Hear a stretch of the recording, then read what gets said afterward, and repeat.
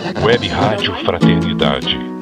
É a Web Rádio Fraternidade, a nossa ferramenta de paz.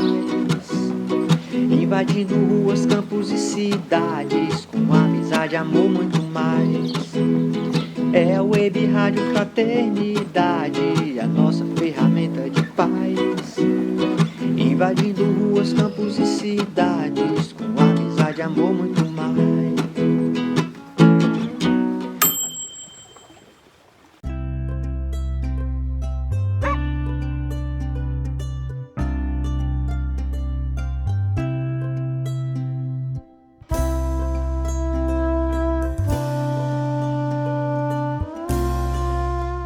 Web Rádio Fraternidade, a emissora do bem na internet. Nosso encontro com Paulo Estevam, apresentado por Marco Antônio e Maria Amélia. Um oferecimento de Web Rádio Fraternidade.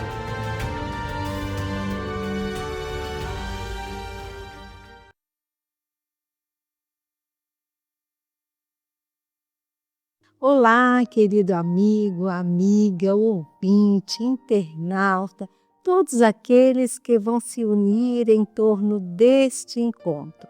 Já estamos no encontro de número 67 e continuamos na segunda parte do livro, no capítulo 3, Lutas e Humilhações. Nosso amigo Saulo já está em Jerusalém. E nós vamos fechando nossos olhos, pedindo a Jesus a sua presença conosco por meio dos amigos espirituais e todas aquelas almas que se encontram interessadas a estudar o comportamento, o exemplo desses abnegados trabalhadores do Evangelho de Jesus da primeira hora. Assim seja. Assim seja. Então vamos lá, começando com a reflexão que ficamos do último programa. Falar sobre o espírito conciliador de Barnabé. Tão importante esse espírito de conciliação, porque ele vai nos levar à terceira a bem-aventurança, que é ser de mansos e pacíficos, porque é um primeiro passo. A gente vê a importância de Barnabé, que mediou um conflito ali dos amigos, uns que estavam assim, na dúvida, com medo de aceitar Saulo, de confiar naquela alma, na sua transformação, e aqueles mais reticentes, como Tiago, que não acreditavam na sua mudança. Então, Barnabé se dispôs a ir, por uma ideia de Pedro, uma sugestão, a ir ao encontro de Saulo, observando-o, sem aquele desejo, nem aquela pré-julgamento, aquela predisposição de julgar antes de ouvir. Então, esse espírito é conquistado praticando. Essa prática da conciliação nos leva a ser bons ouvintes, aqueles que sabem escutar primeiro, antes de fazer seus juízos. Aqueles que abrem o coração para perceber pela intuição se realmente o outro está falando de bom coração, de boa intenção. E isso é a oração de São Francisco, onde houver discórdia, que eu leve à união. E se ainda não sou assim, se tem um ímpeto de beligerante, então é importante que a disciplina anteceda a espontaneidade. É preciso treinar. Quando estamos entrando numa delonga, num contencioso, a gente pensar, que a gente pode procurar o caminho do entendimento, que é onde há uma convergência, e é na convergência que a gente estabelece uma Boa harmonia, uma boa relação. E é isso que o mundo mais está precisando hoje, né, Maria Amélia? Isso. Dessa convergência. Nada de radicalismo e sempre o entendimento, o diálogo com respeito. Não há, né, não há esse espírito de conciliação sem que você seja respeitoso com o outro, admitindo que o outro tem o direito de ter a opinião dele, o ponto de vista dele. Não é? Divergente do nosso. Mesmo divergente, né? E é pelas divergências que a gente vai achando novas soluções com criatividade, né? Então vamos seguindo na nossa história. O nosso amigo Saulo já encontra-se convertido e assim numa ansiedade de começar a trabalhar, pregar sobre esse Jesus, tudo aquilo que ele havia estudado nos pergaminhos, né? Então, Marco Antônio, ele fez um pedido quando ele chegou lá na Casa do Caminho, né? Ele desejava que ocupar o mesmo quarto ocupado por Estevão. E ele foi atendido nesse pedido? Então, lembrando que, como você destacou, toda essa vontade de trabalhar, de divulgar o Evangelho, mas Saulo estava profundamente abatido. Ele é acolhido ali no estado de enfermo e ele pede, né? Ele pede, depois que ele foi acolhido, ele pede, desejaria ocupar o mesmo leito em que Estevão foi recolhido generosamente nesta casa. Barnabé e Pedro ficaram altamente emocionados. Todos haviam combinado não fazer alusão ao pregador massacrado sob apupos e pedradas. Não queriam relembrar o passado perante o convertido de Damasco, ainda mesmo que sua atitude não fosse essencialmente sincera. Mas é Saulo, então, que faz a referência, porque Saulo estava com essa disposição de encontrar com seu passado e de colocá-lo à perspectiva do Evangelho. Se reconciliar, essa reconciliação. Com esse irmão que hoje ele entendia tanto, né? Ouvindo, o antigo pescador de Cafarnaum chegou quase a chorar. Com extrema dedicação, satisfez-lhe o pedido e assim foi ele conduzido ao interior, onde se acomodou entre lençóis muito raudos. A gente pode vislumbrar, né, na nossa mente aquele local, um local de muita simplicidade, mas limpo, como aqui destacou, lençóis muito altos. Dá até vontade, né, Maria Amélia, buscar esses aposentos. E deu uma vontadezinha de sol também, de buscar. Então, a vibração desse aposento, não é? Isso não é para qualquer um, tá? É para Saulo mesmo, né? Pedro fez mais. Compreendendo a profunda significação daquele desejo, trouxe ao convertido de Damasco os singelos pergaminhos que o mártir utilizava diariamente no estudo e meditação da lei, dos profetas e do Evangelho. Então é importante destacar isso. Estevão, Gesiel, ele fazia toda essa ponte, buscando todo o fundamento dos apostolados judaicos, lá na lei mosaica, em todos os profetas que ele conhecia a partir da sua formação no lar, e agora casando perfeitamente com o Evangelho de Jesus. É isso que dava toda aquela consistência na sua fala e o reconhecimento de todos, porque mal ou bem todos conheciam um pouco, né, como judeus. E ali então ele fazia toda essa amarração, toda essa sintonia, essa convergência, que foi a palavra que você trouxe agora há pouco, né? a convergência entre a lei e os profetas e o evangelho. Apesar da febre, Saulo regozijou-se.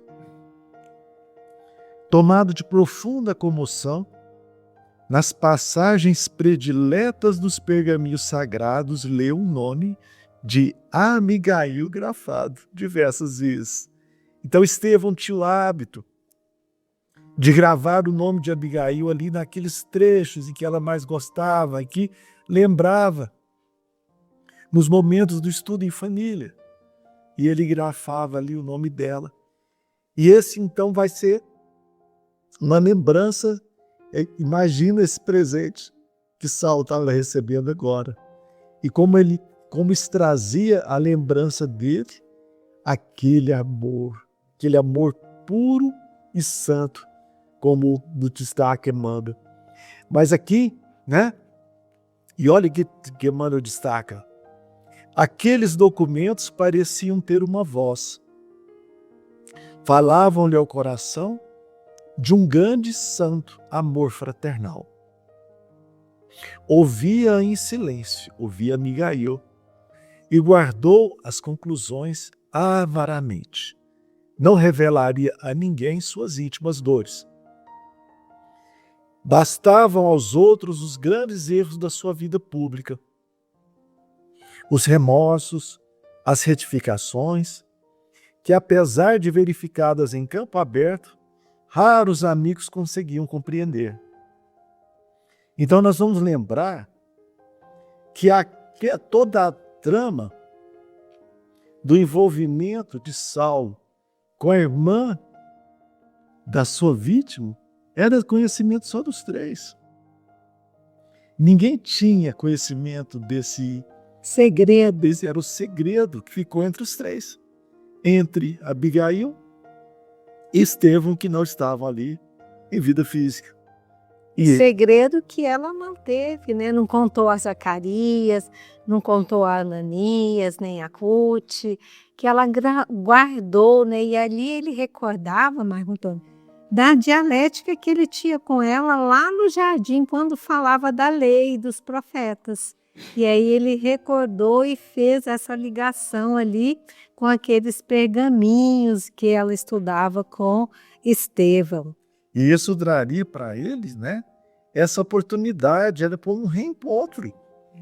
Através daquela refazimento do coração, né? Daquele amor que... Através daquela leitura ali, ele estava se encontrando com o Estevão e com a Abigail.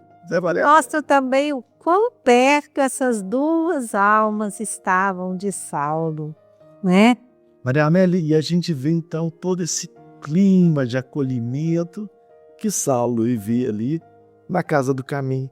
Mas eram todos que o recebiam com esse carinho, com essa compreensão, considerando a história das outras vezes, da forma como ele esteve ali?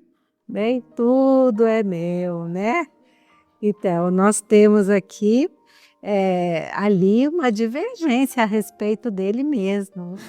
Então, ele notara que Tiago, filho de Alfeu, justamente o Tiago, que não concordava dele ser atendido naquela casa, mas que aqueceu frente à decisão de Pedro de colocar Barnabé no meio aí para fazer esse meio de campo. Então ele notou que o filho de Alfeu não se dignava dirigir-lhe uma palavra, não falava com ele, né? E isso, no começo, a princípio ele sentiu assim, sabe, uma dor, né? Uma dor do desinteresse, do desprezo, não é? Mas depois ele considerou que ele estava ali para aprender com eles a humildade, aprender com Jesus, a humildade, o exemplo dele. Então, ele foi e ele entrou, quando ele começou a convalescer, ele já tinha ali, né, identificado uma afeição muito grande com Pedro e foi pedir conselhos a Pedro sobre o que ele poderia, né, os planos dele, o que ele achava. E os planos de Saulo era começar a pregar, né? Ali mesmo onde ele havia perseguido muita gente, né? E a gente vai lembrar que ali na Casa do Caminho mesmo, tinha pessoas que o conheciam, que estavam machucados, que perderam suas famílias. Então, ele ali estava é como se ele fosse no palco dos seus crimes de perseguição, não é? Então, aí Pedro foi muito sincero com ele e falou: de minha parte, não me parece razoável permaneceres em Jerusalém, porquanto nesse período de renovação, ou seja, ele ainda estava uma plantinha terra, não é? Para falar com sinceridade, há que considerar teu novo estado d'alma como a planta preciosa que começa a germinar. É necessário dar liberdade ao germe divino da fé. Ou seja, aquele germe ali estava com o brotinho, começara a sair, ele ainda não tinha dado o seu testemunho. Ele não tinha aqui, né? Ele não tinha tido a liberdade de mostrar quem ele era, de crescer sua haste, de dar as primeiras folhas, né? E depois ir formando aquele caule grosso, né? E mais para frente os frutos. Maria Nélia, lembrando que esse havia sido o mesmo conselho de Gamaliel, o último conselho de Gamaliel, e havia sido também o conselho de Ananias, lá em Tabasco.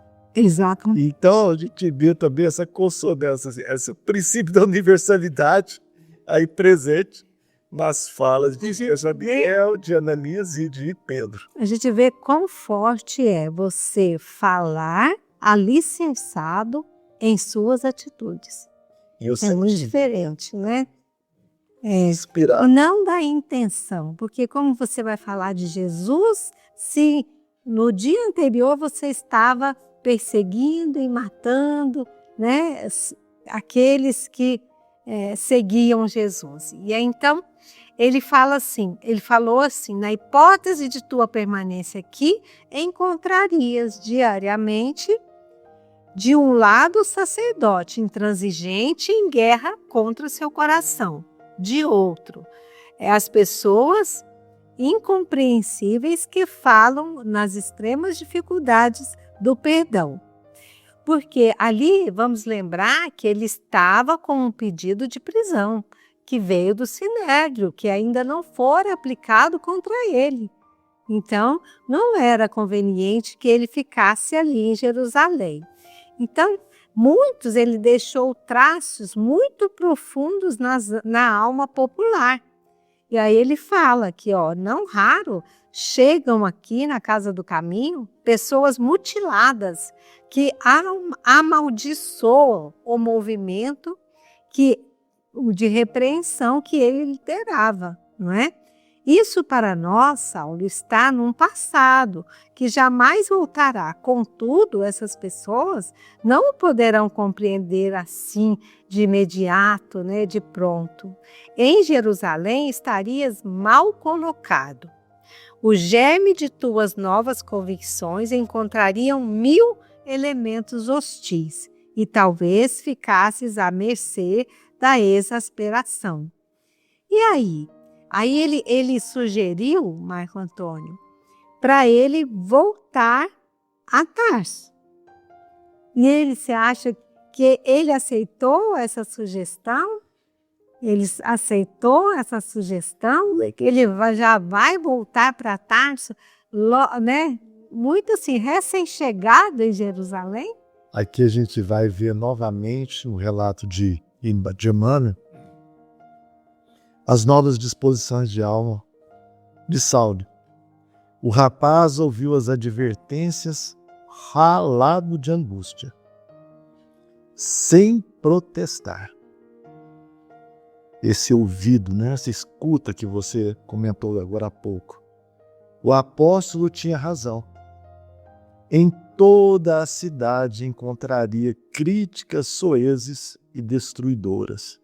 E aí vem aquela resolução, aquele espírito resolutivo de Saulo. Voltarei a Tarso, disse com humildade. Aceita inteiramente as ponderações ali de Pedro. É possível que meu velho pai compreenda a situação? Isso nós vamos ver, né? Se vai ter toda essa compreensão e ajude meus passos. Sei que Jesus abençoará meus esforços. Se é preciso recomeçar a existência, recomeçá-la-ei do lar de onde provim. Que lindo isso aqui. Porque sempre que nós precisamos recomeçar na vida, e a gente tem tantos recomeços em uma existência, não é, Maria Média?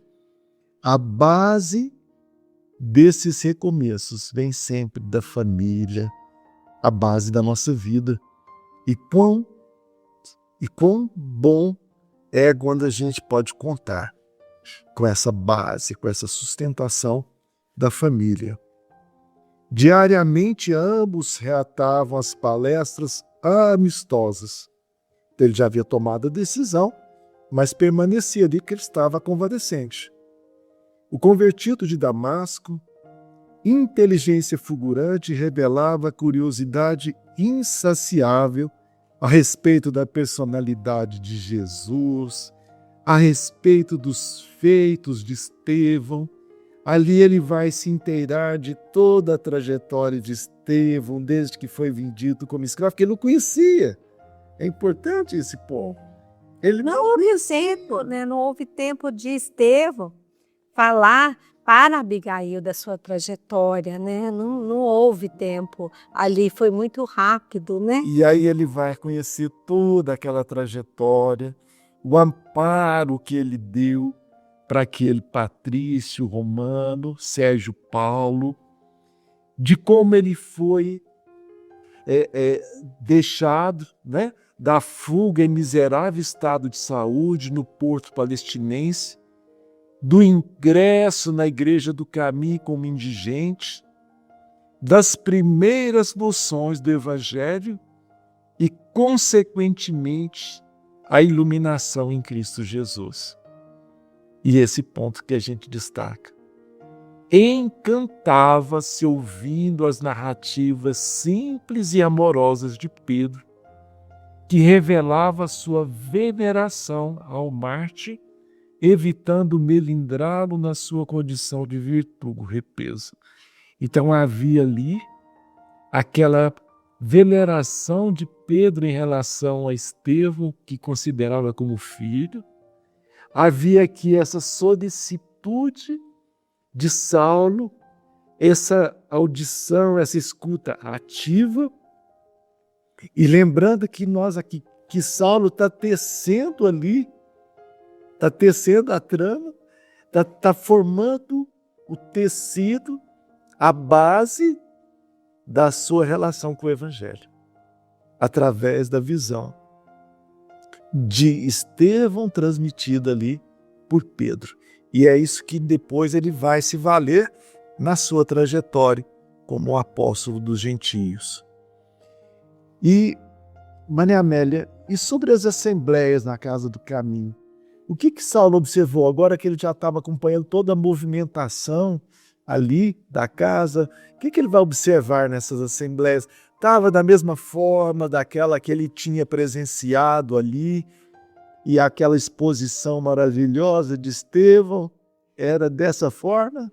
Então, ele, assim que ele pôde levantar-se da cama, né, ele foi presenciar as assembleias, e ele era um espírito muito observador, né, detalhista.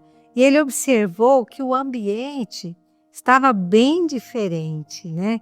Quando ele foi a primeira vez, os enfermos eram colocados ali, atendidos, era distribuída comida, né? Água, pão, era distribuída as preces, todos ajudavam e se teciam comentários do Evangelho ali, né? Perante aquela assembleia como um complemento, né? O pão espiritual e o acolhimento material das necessidades, né? E aí ele fala que não mais encontrou ali a grande vibração de fraternidade e de unificação de princípios pela independência espiritual. Por quê? Porque ele ficou impressionado com isso? Porque ele notava a diferença quando Pedro estava falando do Evangelho e quando Tiago estava falando do Evangelho, né? O Pedro falava com profunda prudência, embora se valesse de maravilhosas expressões simbólicas.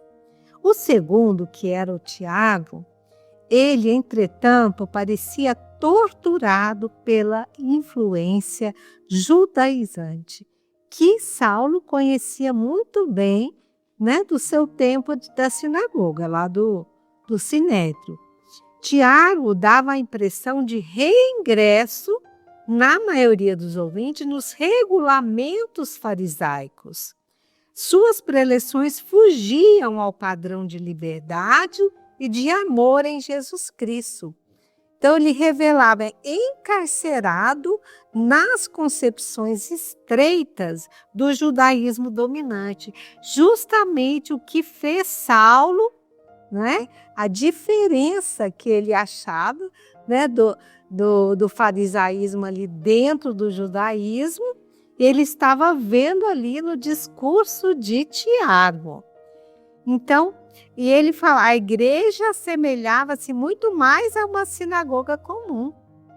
Israelitas, em atitude solene, consultavam pergaminhos e papiros que continham as prescrições de Moisés. Saulo procurou em vão a figura dos sofredores e ele viu, curiosíssimo, que Simão Pedro atendia-os em uma sala contígua, com ganho de bondade, ou seja, já foi separado os necessitados do lugar da assembleia. Então, a assembleia ficou mais intelectualizada. E aqui a gente vê a diferença, porque os pergaminhos de Estevão, eles faziam a ponte, como você colocou, da lei de Moisés, dos profetas e a ligação disso tudo com Jesus, com o Messias prometido. E ali ele notou que Tiago ficava mais ali falando para aqueles antigos correligionários judeus que transformaram que seguiram o Cristo, não é? Então, Simão Pedro atendia os necessitados e ali ficava, né? Ali ficava essa dissidência, como se tivessem duas vertentes funcionando ali naquela casa, né? E Saulo, Marco Antônio, ele observando isso,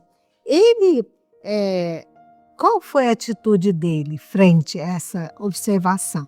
E é importante a gente destacar, né, reforçando isso que você trouxe, ele não mais encontrou ali a grande vibração de fraternidade e de unificação de princípios pela independência espiritual. Depois de aturadas reflexões, tudo atribuía à falta de Estevão, morto, este extinguira-se o esforço do evangelho livre. Então o evangelho estava novamente... Aquele evangelho que era para todos, não só para os judeus, né? Para aqueles que vinham e aceitavam Jesus sem mesmo conhecer o judaísmo, né? Então aquele evangelho ali estava cristalizado ainda nos conceitos judaicos, né? Quis pedir a palavra, falar como em Damasco, usar os erros de interpretação ali da Assembleia, né? Sacudir a poeira que se adensava sobre o imenso e sagrado idealismo do Cristo. Mas lembrou as ponderações de Pedro e calou-se. E a gente vai calar por aqui, porque já estamos no final do nosso encontro. E qual a nossa reflexão, Marco Antônio? Então, a gente está vendo aí e vai crescendo a nossa admiração por Pedro. Então, aqui foi destacado toda essa prudência de Pedro. Desde aquela ponderação, naquele momento em que alguns estavam contra a acolhida, a Saulo ali preponderou aquela fala prudente, embasada de Simão Pedro. E a reflexão que fica para nós é a seguinte, né? Na família, no trabalho, ali dentro do grupo espírita, qual que é a minha voz? A minha voz é a voz da prudência de Pedro ou ainda é a voz da discórdia e da dissensão? Qual a minha voz e qual a voz que Jesus gostaria que fosse? Boa ponderação, Maria Amélia? Ótima, uma excelente reflexão para o nosso próximo encontro, sempre com muita Alegria, que Jesus se faça em nossos corações hoje e sempre. assim seja, até o próximo encontro. Que assim seja. Você acompanhou Nosso Encontro com Paulo e Estevão, apresentado por Marco Antônio e Maria Amélia. Um oferecimento de Web Rádio Fraternidade.